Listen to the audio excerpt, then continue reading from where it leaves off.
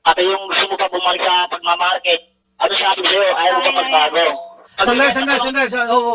Mark, ano yung sabihin ng pagmamarket? Anong minamarket niya? Pagbebenta nga po. Pinaganda mo pa pagmamarket, pagtutulak. Naknampo. Opo. Pagtutulak eh. Pinasosya pa pagmamarket. Kaya nagtrabaho po ako na maayos.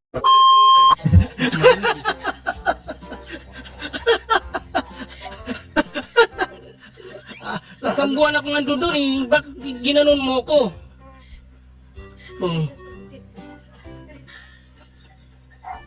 Wala na. Nandiyan pa. Hello, sabi mo hello. Hello? Wala, nito ako nakikinig ako. Bakit ginanon mo ko? Isang buwan ako doon eh. Nag-anuan kayo, nakabuelo kayo ng kabit mo. Nakabuelo. Isang buwan nga ako doon, nakabuelo sila ng kabit niya eh. Buelo talagang ginabintis siya. Nung bumuelo siya, umarangkada na. Ganun na nga. Nakabuelo nga, nag-ano sila ng dalawa eh. Oo. Ngayon eh, siyempre, Wala nang preno-preno yon. wala nang preno-preno. Naano ako yung bang, parang natulala ako, parang pelikula lang bang nangyari. Oo. Parang gano'n. Parang nisip ko, parang hindi totoo eh. Parang sana hindi Kung totoo. ano ba pelikula yun, sir? Anong pamagat ng pelikula ipapamagat mo? July 6, pag-aari ko pa asawa ko. Pagbalik ko, August 5, hindi ko na pag-aari. Kasi meron ng kinakasamang palihim. Ay, mahaba na title yun. Dapat ano naman? Dapat maiksi lang. Harot, ganun. Binigyan ko ng buwelo si Mrs. para magkasalpukan sila ni Kabit. Ano yun? Ayun. May tunog. Ayun na si Kabit. Dumating na si Kabit. Ayun na, dumating na. Yan, may signal ka na. Hello? Ano, nakikinig ako. Nandiyan ba si Kabit? Naririnig mo? Oo, nakikinig ko. Sabi mo, sino yung dumating? Hindi ko. Sino yung dumating? Sino yung dumating dyan? Wala pang dumating. Wala naman to.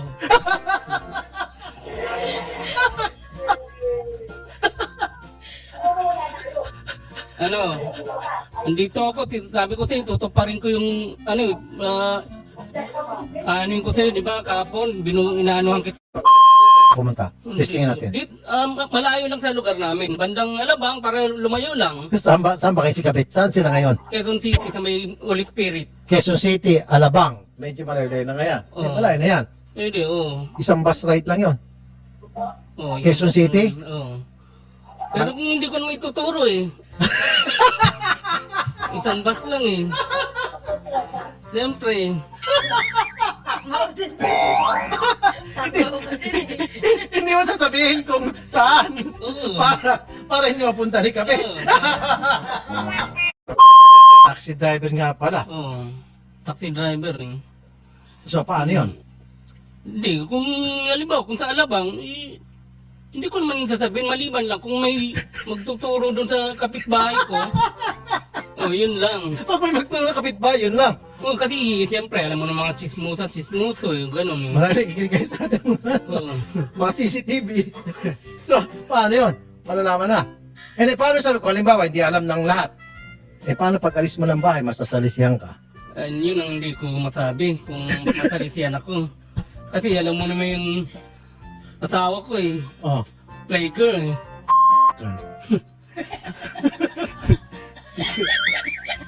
Hindi ko maano eh, baka mamaya may sumalisi nga, yun ang iniisip ko eh. Oh, ba't ka pa magkipagbalikan kung wala ka ng parang tiwala kay Mrs.? Hindi, inaano ko lang siya para... Sige, balikan na kayo. Mrs., magbalikan na kayo.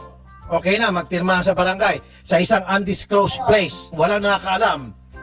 At kung pwede, sabihin ko kay barangay chairman, huwag ka maingay, huwag mo sabihin kung saan tayo. Tapos ngayon, pag ibinidyo natin to, naka-blur lahat. Wala na rin kami upload. Si chairman naka-blur. Yun na, yun. Tayong upload dun.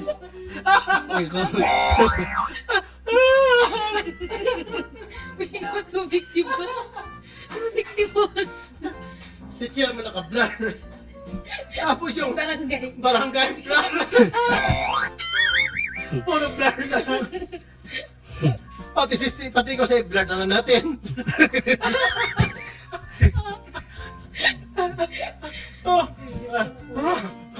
Sir, okay na sir ha? Ubus na yung Hindi, tama ko, sir. hindi, inaano ko rin si Benigno Vargas. Ano yun nga rin na huwag na kami pakialaman kung sakaling umano. I-clear din natin yung mukha ni Benigno para hindi Kasi- siya makita no, hindi, para hindi siya makita ng ibang taxi driver. Uy, ikaw pala si Benigno. Oh, nandun sila nakatira. Blur na lahat. Okay ba sa mga netizen, naka-blur? Pati ako naka-blur. Para hindi malaman na nagsumbong ka sa amin. Ano kayo sabihin ng mga netizen? Baka ihagis yung mga cellphone nila. Kadokuhan na itong rapid turbo in action. Naka-blur na lahat. Ano, susunod mo? Magpapalima ako. Traffic ka lang. Hala. Ano, may dala na ano, sa balutan? May chooks to go ata ang dala niya. Wow! Oh, nakap na si nanay. Nay! Sige, habulin si nanay. Shh! Shh! Nay! Nakausapin ka lang daw. Nakausapin ka lang daw.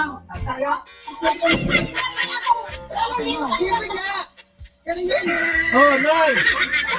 Ayun, pulutan. May dala siyang pulutan. Oh, nay! Pinupulutan ka namin. Sa ating susunod po na reklamo, makakausap po ninyo, Idol, si Mary Grace Garcia. Direreklamo niya, Idol, ang nanay ng kanyang kinakasama o yung biyenan po na hilaw dahil sa pagiging chismosa nito Ako po. at pati ang relasyon nila sa anak nito ay pinapakailamanan. Humingi na siya ng tulong dahil kasama niya ito sa bahay. Kaya ang hiling niya, Idol, sana sa'yo ay after COVID, pauwiin na lang po sa probinsya. Anong pinagchichismis? Yan ang tanong, number 1. Number 2 na tanong, pakialamera daw. Ano yung palagi pinakikialaman? Nasaan? Nasa likod lang ata niya kanina. Ayan, Nasa likod? Sino? yung biyanan niya, tama. Ah! Ay, Ayan si Bianan!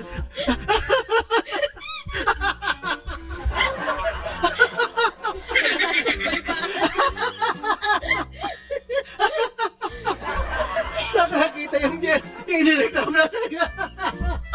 walang kamalay-malay sa nanay. Sino pala mo? O, tinitignan pa, Idol, kung sino yung kausap niya. Talagang pakialamera nga.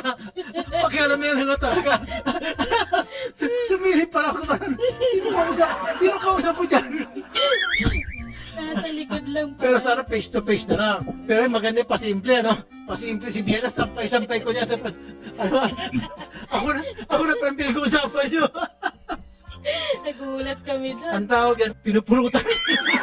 Pinupulutan na si Biana. Hindi parang ni Biana na. Chismisan na yun. Ay, Diyos ko. Ang chismosa, pinagchichismisa. Na ngayon. Ngayon. Ma'am Mary Grace? Hello po. Ay, asa na po si Bianan? Subukan niyo huwag tumawas. Huwag ka huwag ka. Sa sandali lang. Hindi talaga lubos maisip na bakit ginawa sa akin. Okay, sir.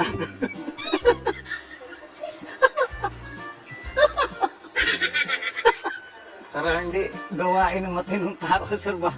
Anong ginawa sir? Nilagyan ng CD ang... Yung shirt ko, sir, at saka yung brief ko. Kasi umpisa, Idol, yung sinuot ko brief at saka boxer shirt, dala ko pa galing Manila. So kaya hindi nag-absorb dito muna sa hita.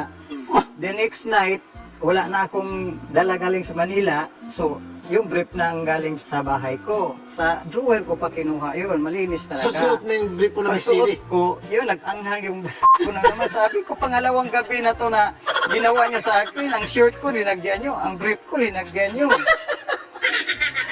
Paano nawala yung ano ang... Yung nag-ano ako, hindi man mawala, ibabad ko sa tubig, saka shampoo, saka sabon. Nakuha ako ng udlot ng bayabas, nilaga ko, tapos ilagay ko ng tubig, maligam-gam. Yun, nawala. Nung ano na, yung sa bayabas.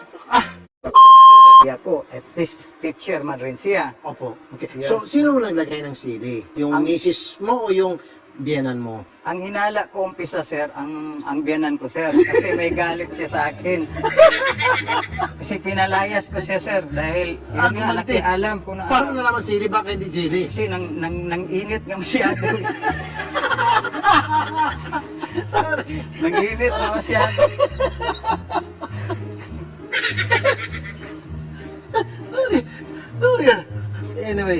So,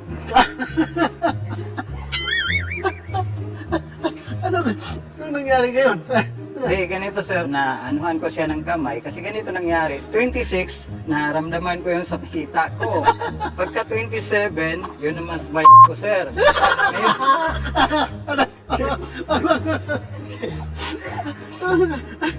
Tapos nung pagka 27 ng gabi kasi nangyari, pagka 28, hindi ako mapakali. Sinabi ko sa kanya, sinong naglagay, nanay mo? Ayaw niyang aminin. Hindi ko mawari sa isip ko bakit ginawa niya sa akin. Tapos gusto ko sana kumplitahin niya yung mama niya, bakit ginawa sa akin? Hindi mo rin niya ginawa. Kinagat pa ako dito. Nung nag-away Saan kami. po nagkagat si Mrs.? Yung biyanan ko. Kinagat ka ang biyanan mo.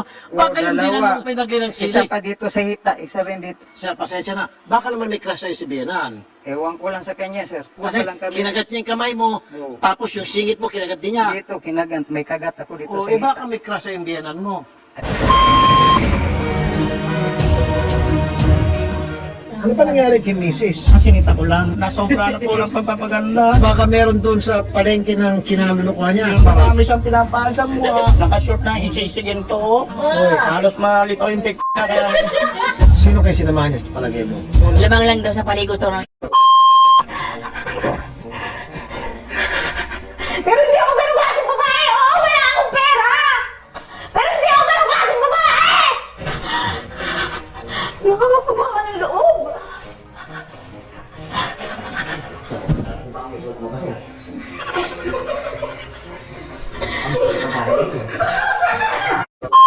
Yung si Rapi. Sige, kwento niyo po, sir. Nung una, nung sa Saudi pa po ako si Rapi, nagka-friend po kami niyan sa Facebook. Okay. Nagkakamustahan po kami. Oh, Eh sabi ko may ano na ako, nagkamusta sa akin, may kinakasama na ako, may isa kaming anak. Dito ako sa Saudi ngayon, sabi ko. Kaya yung tagal-tagal na conversation namin, nagsabi sa akin yung ilong ng anak ko, yung ganyan, kagaya sa'yo, sabi niya. Sabi ko, diretsyon mo nga ako, bakit sinasabi mo yan sa akin? Nagpapahiwatig siya. Tapos, nagtagal, sinabi na sa akin si Rapi, na ako talaga yung tatay ng anak niya. dahil sa ilong. Opo, yun ang pagkasabi niya. Tapos, sabi ko, bakit hindi mo sinabi nung nabuntis ka? Bakit hindi mo sinabi sa akin? Niya ako yung ama. Kaya kasi sabi niya si Rapi, takot daw siya sa mama at papa niya. Kaya sa Sir, sandali lang, sir, ha? Sandali lang, sir. Itong ilong ng bata, sir, matangos, eh. Oo nga po eh. Yung ilong ko pagkatangos, dito sa palapad eh. Bakit sabihin niya yung si Rapi? Yun ang inaano ko kasi babae yung anak ko eh. Hindi, sir, kasi sir, yung ilong ng itong bata, pag ganun, sir, no? Yung patulis, mula sa taas, pababa, tapos patulis. Yung sa inyo, sir, ano sa palagay niyo, sir, sa inyo, sir? Kabilaan po yung sa akin eh.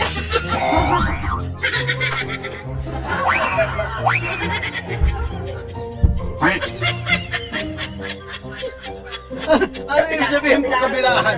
Kabilaan yung pagkataas yan sa akin. Kabila yung pagkatangos sa ilong mo. Sige, sabihin, matangos na kanan, matangos na kaliwa. Opo. Parang kay Shari, gano'n. Kapakita yung si Shari. Hindi nga, Shari. Parang ganito eh, parang, hindi, yan. Kasi, yun ang pinag-ahawakan yung kung sinabi niya si Rapi, yun ang pinag-ahawakan ko. Opo. Kaso, hindi ko na malupit yung conversation namin kasi matagal na yun eh. At saka sir, yung, kasi kuminsan titiyo mo sa bibig, yung bibig po ng bata, maliit. Maliit po. Opo. Sa inyo po, ano sa tingin nyo? Eh, yung sa bata, maliit, kutsara lang yung ginagamit yung sa akin. Ipala.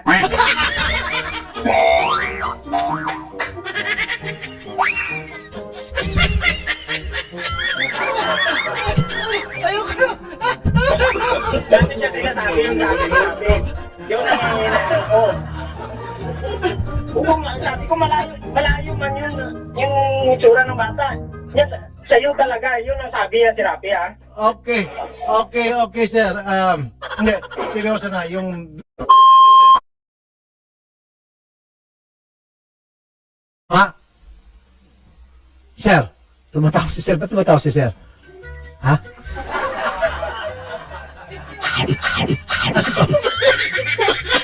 Unggoy, Idol. Unggoy. Unggoy pala to eh. Unggoy, marunong makaharap ng pera para pamilya. Correct. Correct. Correct. Yeah, hindi. Ako, Idol. Ako lang sa ako, Idol. Sir, tama.